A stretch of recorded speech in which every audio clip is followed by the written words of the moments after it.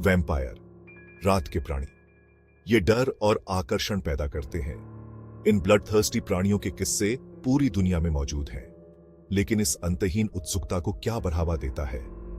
जबकि फिक्शन का वैम्पायर पीला, अमर, नुकीले दांतों वाला और ह्यूमन ब्लड की प्यास वाला कल्पना की उपज है। वैम्पायर से जुड़ी कई बातें असल जिंदगी से जुड़ी घटनाओं से प्रेरित हैं। इतिहास में वैज्ञानिक समझ की कमी के कारण लोगों ने असाधारण घटनाओं को अंधविश्वास और कहानियों के माध्यम से समझाया। चिकित्सीय स्थितियां, गलत समझे गए मृत्यु संस्कार और मनोवैज्ञानिक चिंताओं, इन सभी ने वैम्पायर की कहानियों को आकार देने में भूमिका निभाई। हमारे साथ जुड़े, क्योंकि हम वैम्पायर की कहानी के पीछे के इतिहास और विज्ञान में उतरते हैं, तथ्य को कल्पना से अलग करते हैं। एक मेडिकल कंडीशन जो अक्सर वैम्पायर से जुड़ी होती है वह है पोर्फिरिया। पोर्फिरियास जेनेटिक डिसऑर्डर्स हैं जो हीमे के उत्पादन को प्रभावित करते हैं, जो लाल रक्त कोशिकाओं का एक महत्वपूर्ण घटक है।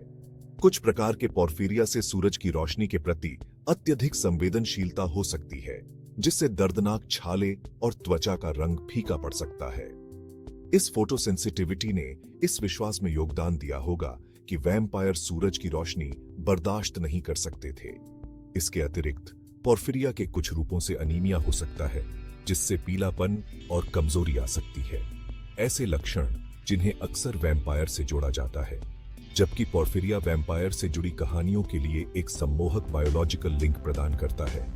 यह याद रखना आवश्यक है कि यह एक वास्तविक और अक्सर दुर्बल करने वाली मेडिकल कंडीशन है।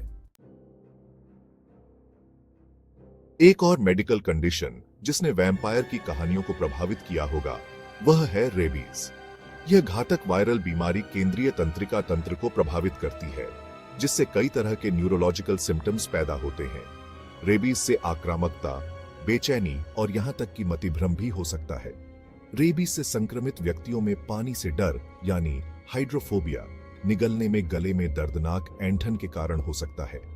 पानी से यह परहेज वायरस के मुंह से झाग पैदा करने की क्षमता के साथ पवित्र जल से घृणा और अलौकिक प्यास के रूप में गलत व्याख्या की जा सकती है। इसके अलावा रेबीज की वजह से इंसोम्निया हो सकता है, जिससे संक्रमित व्यक्ति रात में अधिक सक्रिय हो जाते हैं, जो अक्सर वैम्पायर से जुड़ी रात की आदतों के साथ मेल खाता है। इन लक्षणों के संयोजन साथ ही रेबीज के संचरण के बारे में समझ की ऐतिहासिक कमी ने वैम्पायर से जुड़ी कहानियों के विकास में आसानी से योगदान दिया होगा। मेडिकल कंडीशन से परे सड़ने की प्राकृतिक प्रक्रिया ने वैम्पायर की मान्यताओं को आकार देने में भूमिका निभाई होगी। अतीत में शरीर के सड़ने की प्रक्रिया की वैज्ञानिक समझ के बिना लोगों ने मृत्यु के बाद लाशों में अजीब और परेशान करने वाले बदलाव देखे, जिससे अंधविश्वासी स्पष्टीकरण सामने आए। एक उदाहरण मृत व्यक्ति के मुंह और नाक से तरल पदार्थ का निकलना है। शरीर के भीतर गैस बनने के कारण होने वाली यह प्राकृतिक प्रक्रिया मुंह से निकलने वाले रक्त के रूप में आसानी से गलत व्याख्या की जा सकती है। इस विश्वास को हवा देती है कि मृतक खून पी रहा था। इसी तरह एक लाश का फूलना, सड़ने का एक और प्राकृतिक हिस्सा मृतक के भोजन करने और मजबूत होने के संकेत के रूप में माना जाता होगा। गलत समझे गए अपघटन प्रक्रियाओं और संक्रामक रोगों के वास्तविक डर के संयोजन ने वैम्पायर के मिथकों को जड़ जमाने और फैलने के लिए उपजाऊ जमीन तैयार की। सांस्कृतिक मान्यताएं और दफनाने की प्रथाएं ने भी वैम्पायर से जुड़ी कहानियों को आकार देने में महत्वपूर्ण भूमिका निभाई।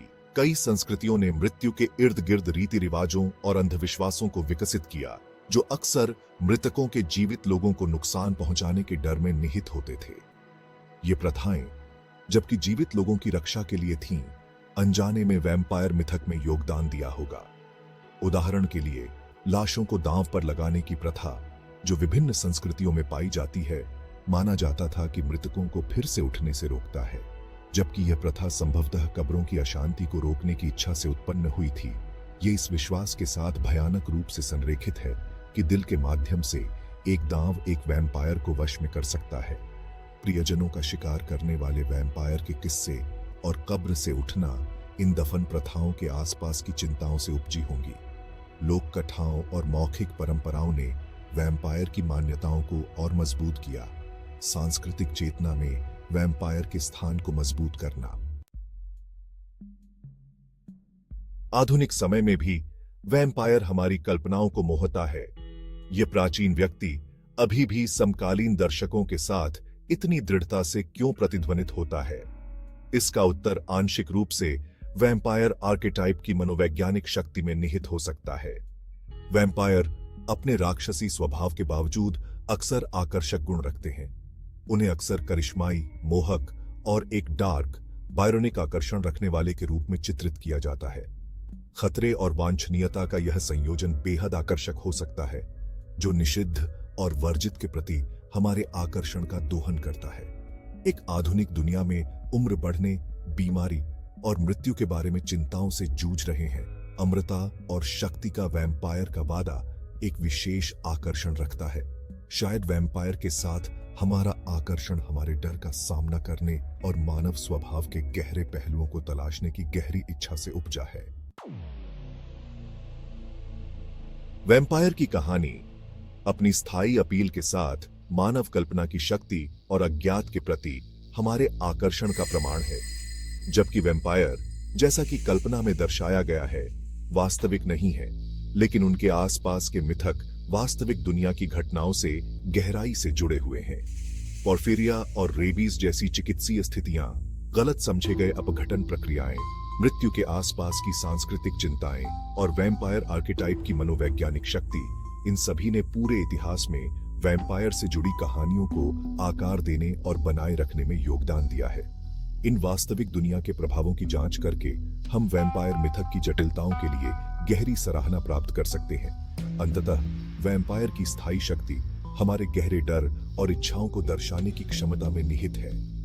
जबकि विज्ञान ने वैम्पायर के शाब्दिक अस्तित्व को खत्म कर दिया होगा, लेकिन हमारी सामूहिक कल्पना पर उनकी पकड़ पहले की तरह ही मजबूत है।